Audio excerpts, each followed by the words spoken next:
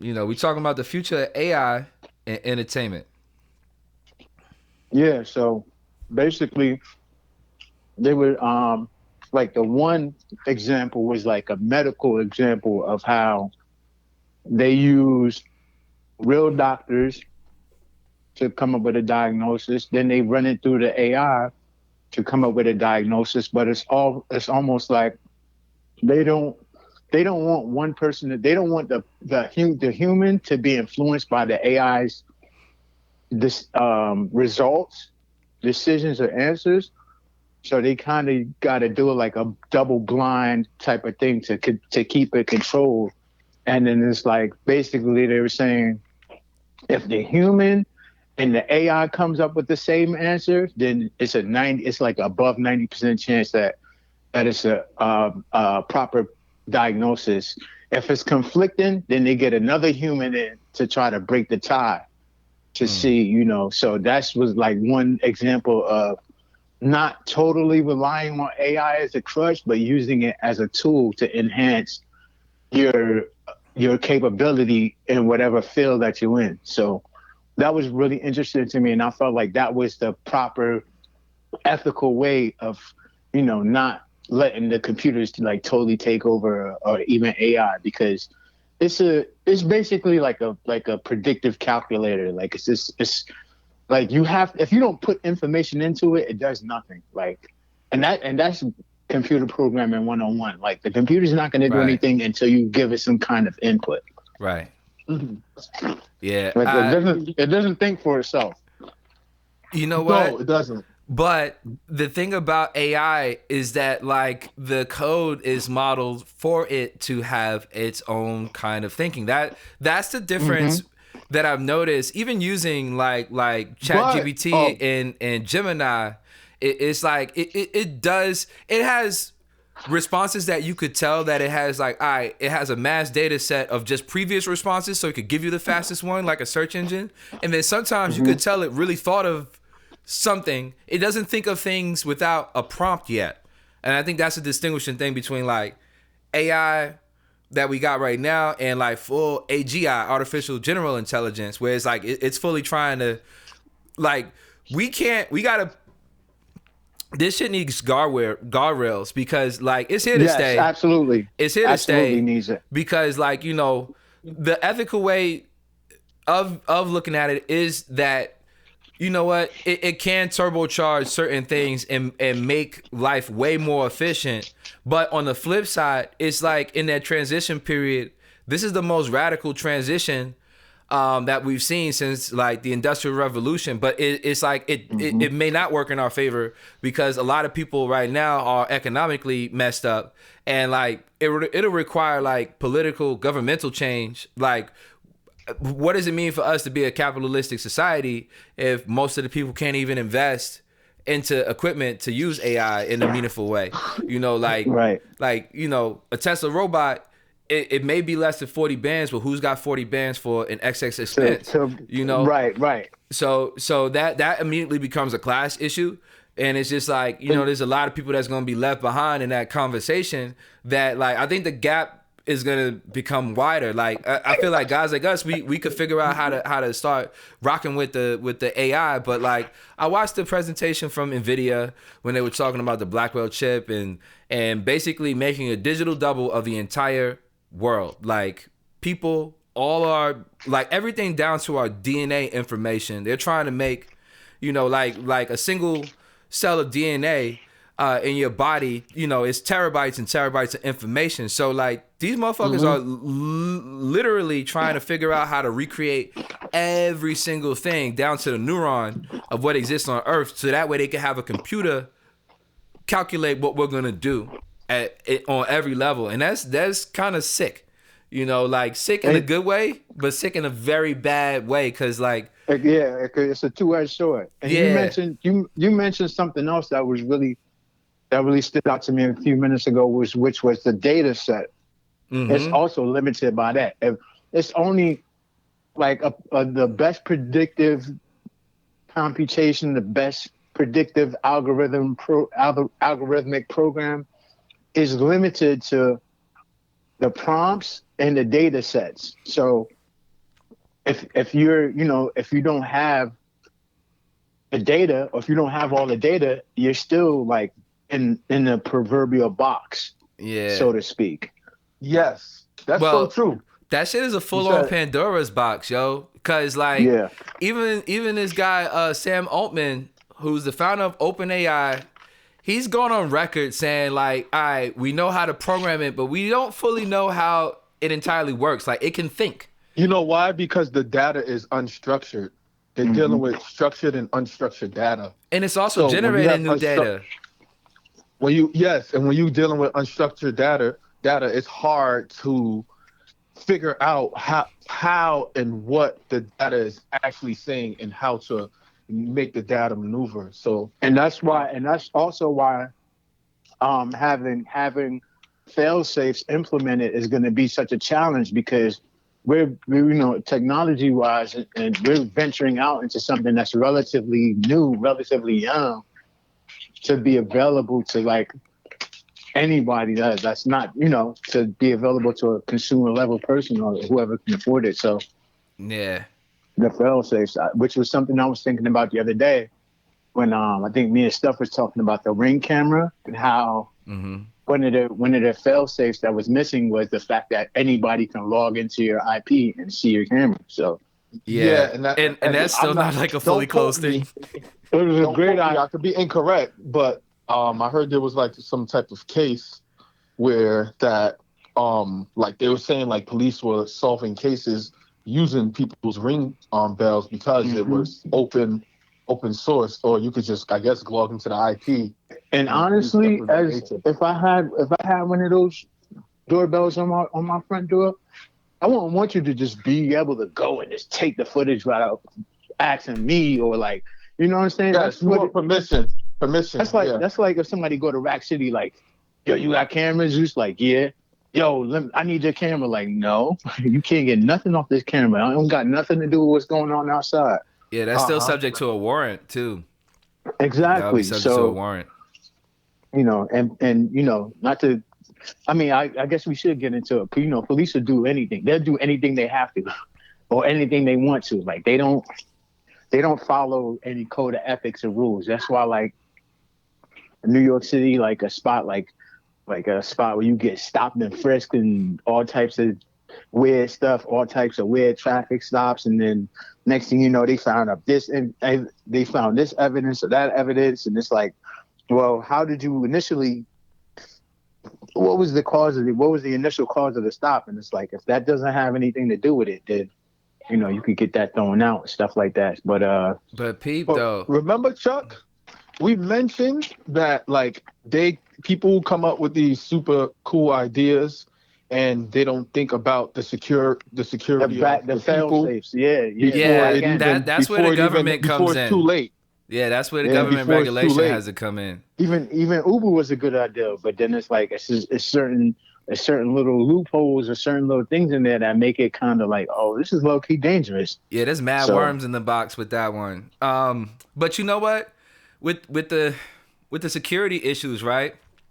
I'll be Like right back, gentlemen. I gotta click over real quick. copy. With the security issues, it was crazy how like with Snowden, he brought up that shit with like, the mass surveillance system, and how like they could even match the data to where you're located in order to, like your IP could flash in a public space where some crime went down, but you may not be the one who committed it, but because your IP is in the vicinity, you're now a suspect. You know what I mean? Like it's weird stuff like that and being able to pick up on data going through IP addresses, and there's now all our signals and all our data is floating through the air. There's mad security issues that are really crazy. Like, what if these hackers that know how to manipulate, and do financial crimes and stuff like that, what if they start, employing AI or AGI in order to, get busy on that side? Like we're thinking about it like film producers and entertainment professionals and normal people, but like there's people out there who don't think the way we think, and the same way how somebody could go into the Ring camera if they knew what they were looking for. Now I am aware of, like, of course you got encryption, 128-bit, 256-bit, whatever. But I also know that, like, all right, now there's computing technology that exists where, like, this AI shit can generate keys. It can generate, pens and things like that, and it could do it at a much faster rate than a human can. And that to me is kind of crazy. It's kind of dangerous. Like, on the other side of, like, all right, we looking at it from that angle of, it's a studio tool now, and Hollywood studios are using it to replace real workers and real professionals, and what are the rules, what are the laws behind that? They're not even written yet in full. Yeah, true.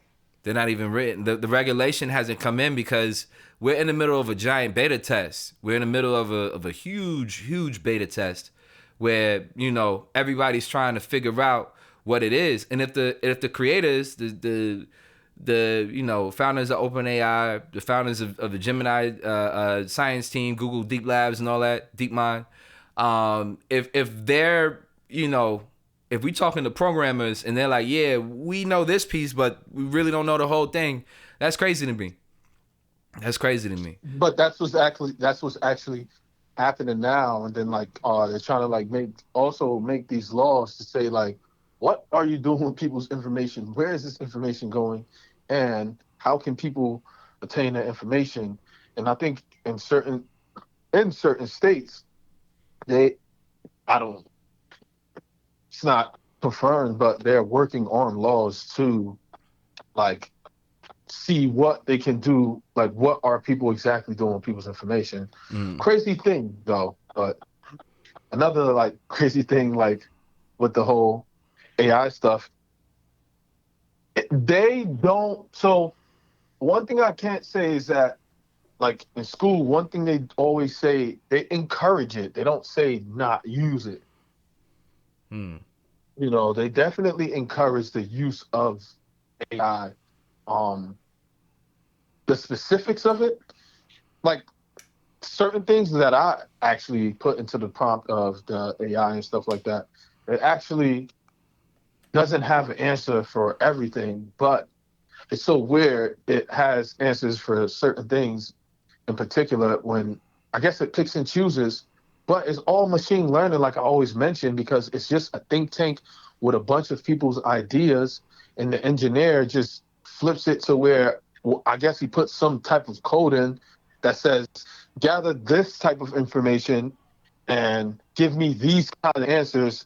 And when people ask this, give me real-time questions, answers, and ask, and put it in, like, they might have some type of real-time engine that is working and answering equations for people, like, right then and there. Yeah, I think Gemini, Google Gemini, and Llama on Facebook, those two are closer to real-time analysis. I know that ChatGPT is based on, like, a previous database, because that also is a security and market manipulation concern. Even though I do feel like, like fucking BlackRock and all these companies, I am pretty confident that they've had some version of AI for a few years. I don't want to get too deep off in conspiracy theory, but I do feel like they got some version of an AI that they got that's regulating and controlling these prices on the market. The way how they can figure out these calculations is unhuman-like, and I feel that very strongly that, if we were able to take AI and analyze, for example, the stock or crypto market in real time and have it suggest trades, that could be pretty interesting and lucrative. And I think if you're on a retail trader, yeah, I think as retail traders, we're limited, because I have played around in ChatGPT and Gemini and asking some edgy shit, and it'll, like, I've gotten a safety warning before from Gemini, and then ChatGPT will just say that it can't answer, or I can't provide an answer for that right now.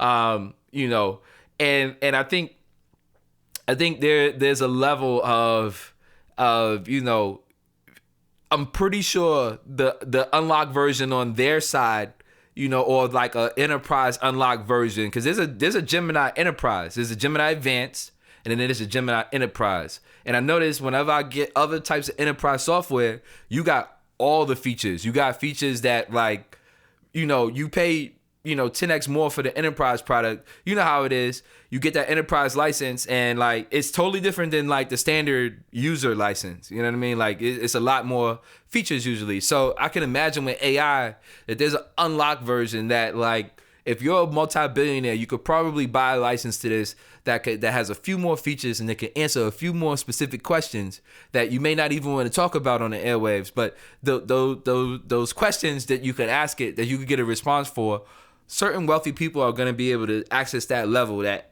you know, we can't get on our normal GPT Ultra account for $200 a month, or the regular Gemini Advanced account for $20 a month. Like, I don't think them features are there. Like, I'm paying $20 a month for Gemini Advanced. It's good. It's good. It actually has gotten better since last year when I started using till now. But you know, I do wish that there was a way to craft your own API tool and use it to do real-time analysis on probability. Like, you know, like just have it analyze the market, have it analyze, you know, tickers, and then make a suggestion on, you know, given on, you know, this pattern, this analysis on, you know, whatever data set of, hey, this motherfucker could read, you know, mad data in a very short, brief period of time and make a informed decision. Like, I think the likelihood of having a successful trade in this scenario would go from, like, you know, a 50-50 at best from human judgment to, like, yo, imagine if you could hit 90% of your trades going long or short using AI. You know, like, that would be gangster. But I think that, like, the hedge funds and the banks, they got it already. They've been had it. They're probably the ones who are the biggest underwriters in financing it. But, like, you know, we gonna be last place with this unless we, you know, Mark Zuckerberg and make a Facebook for, like, fucking, you know, crypto trading, which is kind of like what Webull is. But I think as far as just like our community, we need representation on that front. And you know, we got a lot of dope platforms. Like, I like Earn Your Leisure. I love what they're doing. I like what the guy Wall Street Trapper is doing. I do like the John Hope Bryants and these guys, the Bob Johnsons and all these, you know, entrepreneurs from out of the community. Real smart people doing amazing shit. But I think on the actual software side, we need our own softwares. Like, Yes. Like, who is governing the AI? Like, if Sam Altman doesn't know what ChatGPT is fully able to do, but he keeps updating it every few weeks, it's like, you know, like, where's this going? Because it's like, I don't know. I don't know these niggas. And that's some dangerous ass technology. Like we're thinking of ways to use it legally. I'm also starting to realize, like, yo, they got AI that could write news articles. So what if you had it, you know, generating up copy in real time and it gets inaccuracies on, like, important shit? You know, like, anything can happen. Anything can happen. Like, I don't know. See, the picture still got 6 fingers. Yeah, the physics and all that stuff. You know, the physics stuff is pretty weird with those videos. But I'm not gonna lie. Have you seen the Google VO2 test? Nah, what's that? VO2 is their like, you know how how OpenAI has Sora, the video generator. Yes. So Sora is pretty good. I think Sora has they got the color texture down pat. There's a lot to be desired in the physics. There's still 6 fingers in there. Yeah, there's still the 6-7 finger problem or the morphing problem. There's still the matching real world physics, how things actually move, like the sense of weight for objects is very loopy, is very weird. Eyes don't have how would you say, like, constant connection. Like when you're looking at an image, right? Like I do feel like AI has a long way to go to replace human connection on film. Like I haven't seen like they're doing things that are film like, but I haven't seen just a literal scene like a movie like a Lost in Translation, Sleepless in Seattle, Love Jones, where it's just two humans, you know, on screen and they're connecting to each other and they're having meaningful dialogue that feels motivated. You know, that's still not matched yet by AI, where it's just like something that you could watch as connection. VO2 from Google, it's got better physics and better image quality than the Sora engine, the Sora AI video engine.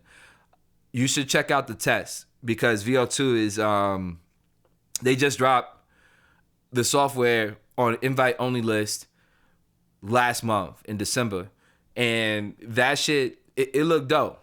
It looked dope. I'm not gonna hold you. It looked pretty good.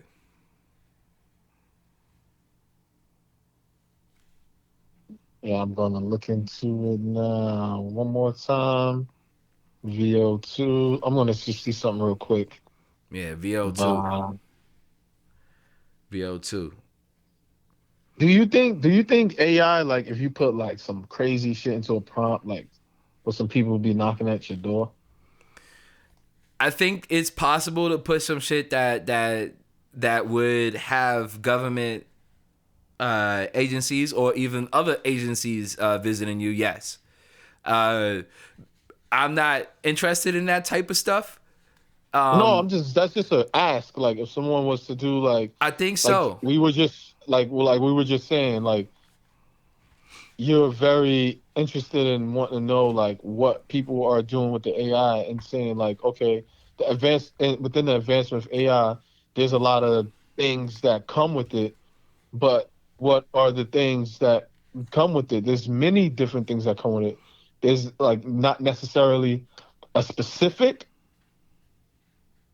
but I was just asking a specific, you know, just to know like where would people, like I guess like what would, and not even saying I did, but what would be like in the realm of doing that? Because me, like if someone wrote some bullshit online and like was saying I'm gonna do something crazy, of course you would want to be like, nah, this shit should like, you know what I mean? Like that'd be Yeah. kind of weird. Like if someone was creating a, like not saying that you want, because you know everything is privacy, but you're in a like AI is kind of like you're getting answers from an open source. I am aware that, you get what I'm saying? Yeah, I am aware that like there's certain shit that even before AI, that if you were to type certain types of stuff in your Google search, like, you know, causing bodily harm or like some Walter White shit, you know what I mean? Like you cooking up some blue magic or some shit,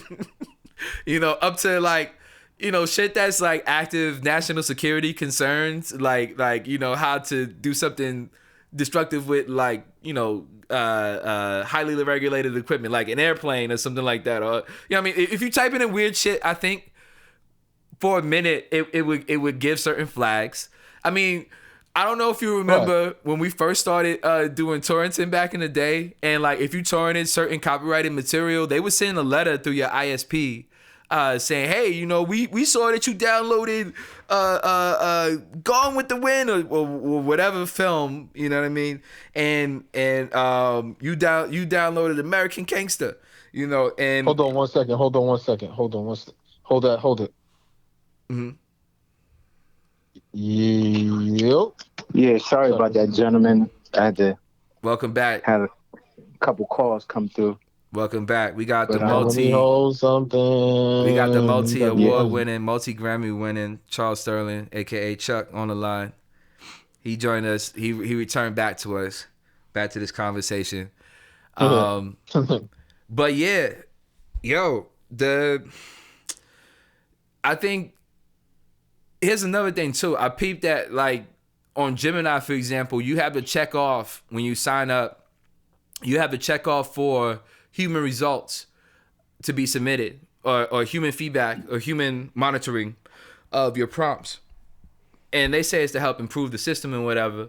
I also think that there are security and safeguard concerns where I think they're monitoring all the prompts low key. I don't think that they could release. I do feel like we're in a giant public beta of AI because it's not perfected yet, and I think that's why I can't answer every question. That was a great way to put it. Yeah, it's a giant public beta. Like the same way how like when every time we get a new major technology, whether it was the internet itself, because the internet was more of like military to send signals digitally, that was, you know, more sophisticated than Morse code, you know, or any type of analog signal, and you can encode video, etc. You know, different types of signals and blah blah blah. And now we got AI where it's like, all right, already we know from the Snowden shit that the three-letter organizations have a multi-billion-dollar budget to monitor every single bit of data, every 0 and 1 transmitted within, you know, the United States, and they also have the capability to monitor every single bit of data transmitted on the Earth, and they're working on that. And you said something interesting that I remember my 8th grade. I think it was my 8th grade science teacher. He said that war is the mother of technology. So like the Army get a lot of the stuff that we end up finding useful and not they got it. Like microwaves, they had microwaves before people started having microwaves in their kitchen. They probably was using it more on a weapons-based type of thing.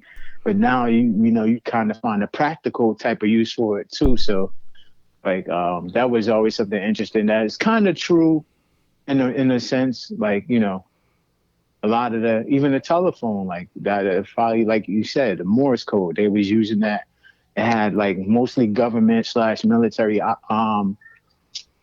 useful uses, and then it transitioned to the everyday life. Once it's like, but the basis of the invention of the technology is like during times of, you know, saying conflict and stuff like that, or like conflict driven, to where it's like.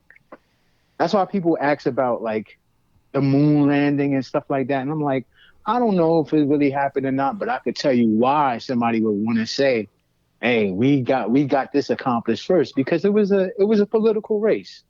Hey man, it's very likely that Stanley Kubrick shot 2001, but he also shot the moon landing. Yeah, right. Like I mean, it was all before we were born, but there is very relevant evidence. If you ever been to Cinegear or Steph with me to Cinegear, you see the type of technology that they got. Yo, if you go to the one at Paramount, it looks crazy. If you go to NAB, that shit look crazy. Like you've been to AES and you've seen all the setups that they got. Yo, it's some technology out here that like they definitely got it decades before the public is really aware and hip to it. Steph asked an illmatic question like, are there things that you could type in to the AI that would have, you know, certain particular agencies or people pull up? And I'm like, yeah, I think like we're normal people. Like we would question the moon landing. You know, we will question certain events because there's reasonable information, but we're also not interested in doing things that are like illegal on a national security level. And I think people I don't need nobody knocking on my door. I don't want that smoke. That's a different type of smoke. They said that wasn't real. You know, that wasn't real too. Well, I mean, I've heard some. I know overseas. I think if you write certain things on Twitter, they'll definitely come pay you a visit. Yeah, I think there's people who think if you say certain things, say or do certain things on a public platform on social media, you'll definitely get a visit. Especially if it's like, if they deem it like a national security threat, or like or Secret Service deems it a threat, or the FBI or something like that, they'll definitely come pay you a visit. So. Yeah, I think if they caught you know, the dark web guys, like the dude behind Silk Road and all that stuff, and the dudes behind the torrent sites, I think there's a level of Kim.com, you know, I think there's a level of like, all right, you're violating certain, you know, trade laws, you're violating certain security laws. I think there's a level where, like, if you're putting certain inquiries, and there's people who think about this type of shit, whether it's like financial, exploitation, or criminal exploitation, or national security threats, where it's just like targeting certain shit. There's a wave of people, I believe, who are out there that are not thinking normally about how to use this technology. And this technology it is mind blowing because, like, if you think of, like, for example, right, you have a normal consumer computer and it can do billions of calculations per second, but now you start, releasing these chips that can do, quadrillions. Quantum computing. Yeah, like actual quantum computing that can do like 1 trillion years worth of calculations in a second. That's kind of like, we can't process that. You know what I mean? That's actual God level kind of, power. Of course, God is God. Yeah, as close as we can get to it anyway. Yeah, that's as close. I think that's as close as we're gonna get. You know what I mean? Like to seeing that before. We probably do some weird shit. And when I say we, I don't mean us like we, but I think some of our humankind. Some of our colleagues on this earth. They are not cool. They are not chill about how to use technology. They not interested in world peace. They're interested in world domination. So it's a weird flow of how they think. What I want to know more about, though, is how people really feel that this technology is out here where really we could take us out. Yeah, we could take ourselves out. It could be our undoing. It really could take us out, like, in a major way. Like, on one side, it could be a dope utopia type of situation, if it was that. But, I ain't gonna hold you. That 50-50 potential of being dystopic instead of utopic. Yeah. Is that a word? Yeah, I'll accept it. I think that's $1 million vocabulary. I feel like just watching this past election season, we see how people really are. And it's almost like, from a spiritual point of view, I don't judge nobody. I'm like, damn, do these motherfuckers even deserve to make it? Like, are we going to just take this technology and open up Pandora's box and blow it for ourselves? And I feel like there's going to be a lot of people, not everybody going to make it. That's what I'm really saying. I don't think everybody going to make it because we got too much stuff that we caught up in, and, God help us. But, like, I don't think everybody going to make it, man. I think this AI thing is kind of crazy, and I'm not scared. Because it's like I started using it, I understand the fundamentals of it. I feel like there's gonna be a great divide of haves and have-nots. Like we're basically buying Spy QQQ, year one by jumping on AI now. So 3 decades from now, I think you just got to be an idiot if you're not a multimillionaire. Well, I mean the historical distribution of wealth has typically gone, 80% to 20% of the people. So no matter what opportunities come and go, it's going to always be the majority of the people that doesn't really take advantage of that thing. Because if it becomes, if AI were to become a thing where your high school dropout or your high school graduate could master, then what opportunities, how lucrative are those opportunities if it's something anybody can do? You know what I'm saying? Yeah. However, too, it's so weird that you say that because... I'm sorry, gentlemen. I got another call. I'll join back in a second.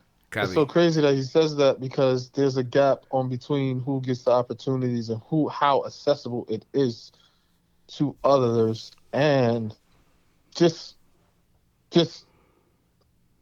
opportunity and promotion of just like certain ideas. It's so crazy because he mentioned that, and I was just thinking like, it's weird probably the way I'm trying to voice my opinion, but I just wish those opportunities and people knew how lucrative and how important like those ideas are in today's society.